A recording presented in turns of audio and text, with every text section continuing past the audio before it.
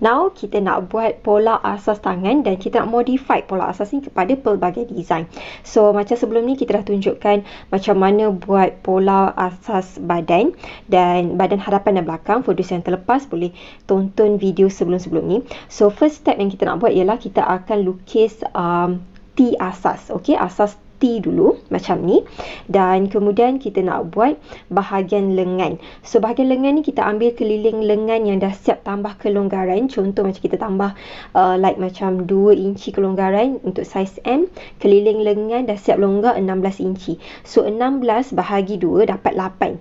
So 8 inci ni kita buat untuk hadapan dan juga belakang, nilai yang sama ya. So kita tandakan macam ni.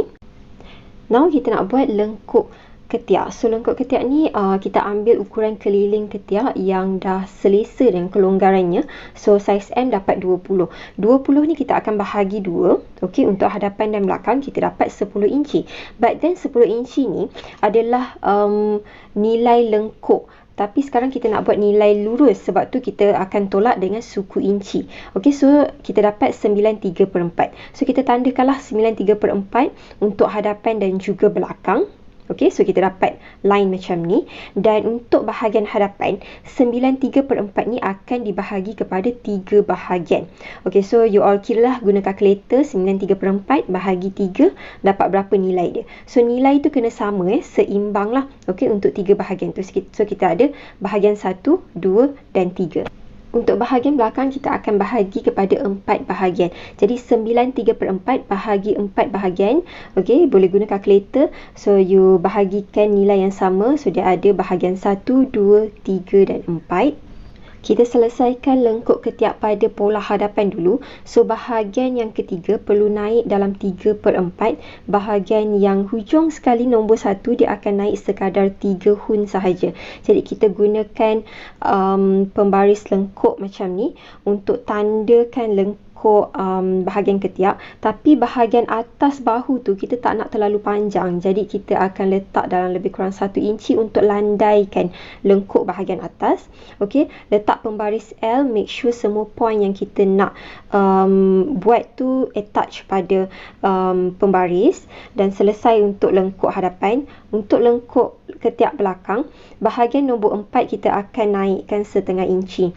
Okey, yang hujung sekali bahagian 1 dia sekadar nampak lengkungan sedikit sahaja.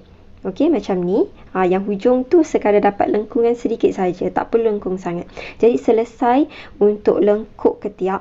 Adjust sehingga you dapat total lengkuk tu 20 inci.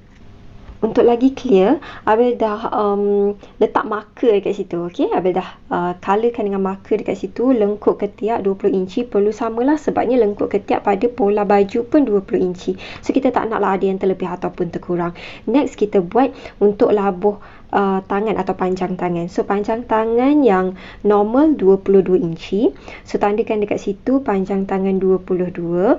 Kemudian kita nak buat bukaan hujung tangan. Yang ini nilai yang Abil dah bahagi kepada 2. So dapat 6. 6 inci ni adalah bukaan normal. Okey, so you buat garisan lurus dari moncong ketiak tu hinggalah ke hujung tangan. Yang itu kita labelkan sebagai bukaan lengan biasa 6 inci. Tapi dekat bahagian garisan lurus tu, kita tak naklah begitu lurus. Kita nak ada macam efek curve in sikit. Okey, bagi cantik. Jadi kita perlu ukur parasiku. So parasiku ni ialah separuh daripada panjang tangan. So panjang tangan 22 bahagi 2 dapat 11. So daripada bahu ke siku, parasiku tu ialah 11 inci. So dekat parasiku ni yang kita masukkan dalam 1/2 inci ke dalam untuk curve in kita punya pattern lengan biasa tu. Okey, macam ni. So jadilah nampak cantik sikit. Okey, so itu biasa. Macam mana kalau kita nak buat lengan hujung tangan yang macam sedikit tirus, yang biasanya kita pakai dengan zip. So biasanya yang itu you all boleh buat dalam 4 inci. Okey, so kalau keliling dia jadi 8 inci lah. And then dekat hujung tangan kita tak nak dia lurus kejong macam tu. Okey, so kita naikkan 1/2 inci sedikit ke atas. Okey, lepas tu kita lengkukkan, senyumkan sikit bahagian hujung tangan tu. Bermaksud nanti selepas ni kita tunjuk macam mana kita nak buat kembang. So makin kembang hujung tangan, makin tinggi dia punya senyum dia tu. So dekat tengah-tengah tu you just buat setengah inci naik. Lepas tu nanti dia akan automatically tersenyum naik ke atas. Okay, now kita nak buat efek kembang. So kembang ni you all boleh buat nilai 8 inci. Bermaksud keliling tu dia jadi nanti 16 lah. So dia bukan daripada ketiak ni, dia daripada paras siku tu baru start kembang. Okay, so dekat sini boleh tandakan yang ini ialah untuk design kembang 8 inci. Abel dah colourkan bahagian-bahagian tertentu supaya you all tak confuse lah. Okay, untuk tengok lengan biasa macam mana, tirus dan kembang macam mana kita buat.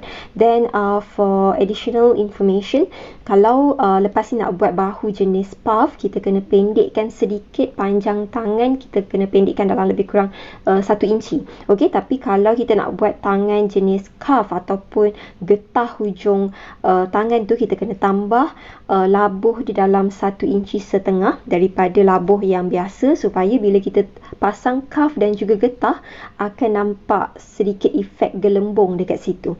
Dan ukuran untuk cuff, you all boleh buat lebar dia dalam 1 inci suku dan juga panjang, depends pada pergelangan yang you all nak buat. Kalau macam saiz M, lebih kurang 7 inci tambah dengan 1 inci untuk selisih cuff. So settle dah kita punya bahagian asas. Now kita nak buat bahagian puff. Okay, bahagian puff ni kita boleh naikkan dalam 3 ke 4 inci macam tu, depends. Nak naikkan 2 inci pun tak apa. Macam Abel sekarang ni, Abel naikkan 3 inci tinggi untuk efek puff dekat atas. Dan sebelum tu kita kena kira untuk tanda imbangan. Cara kira tanda imbangan ni, keliling ketiak yang dah siap kelonggaran 20 inci bahagi 6 point. Bermaksud kita dapat dalam 3 suku. So 3 suku ni kita ukur daripada sini. 3 suku, 3 suku, 3 suku, 3 suku. So tanda So bila dah tanda, okay, macam ni Abel pekatkan sikit tanda tu supaya you all nampak bahagian tu. Okay, dan daripada tanda yang pertama tu kita akan naikkan, buat curve ke atas 3 inci. Letak pembaris macam tu dan buat bahagian tu sebagai kita punya ruang untuk efek kedutan lah. Okay, so kita dapat satu ruangan puff dekat situ. So Abel colourkan warna merah. Dan tanda imbangan ni juga kita perlu buat untuk bahagian dekat pola hadapan dan juga pola belakang, supaya tanda imbangan ni bukan apa, dia just macam bila kita jahit lengan tu nanti, point ni yang kita akan temukan antara pola tangan dengan pola badan. Jadi tak adalah isu macam kain tu terlebih ke dekat bahagian ketiak kan masa jahit curve tu nanti. So dia nak elakkan kekeliruan ataupun isu dekat situ. Okey, siap dah pola tangan kita. Pola baju hadapan dan belakang pun dah siap. For those yang nak tengok cara potong pola, insyaAllah next time kita akan tunjuk dalam sharing kita yang seterusnya lah.